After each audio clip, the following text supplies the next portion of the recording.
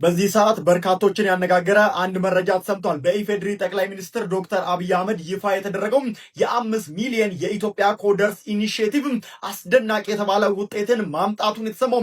በዚህ ኢኒሼቲቭ በርካታ ኢትዮጵያውያን ወጣቶችም አዳዲስ የፈጠራ ስራዎችን እየሰሩ የሚገኙ ሲሆን እስኪ በቅድሚያ ሁላችሁም አፕ ስቶር አሊያም ደግሞ ፕሌይ ስቶር ለሄዳችሁ ይህ የምትመለከቱትን ኖ ደላላ የሚለውን አፕ አሁኑኑ አውርዱ፣ ትጠቀሙበታላችሁ። ነገሩ እንዲህ ነው። የቤት አከራዮችና ሻጮች ያለ ምንም ኮሚሽን ማለትም በ0% ክፍያ ንብረታችሁን ማከራየት አሊያም ደግሞ መሸጥ የምትችሉበት ፕላትፎርም በእነዚህ ጀግና ኢትዮጵያውያን ልጆች መሰራቱን ተከትሎ በርካቶች እየተነጋገሩበት ይገኛሉ።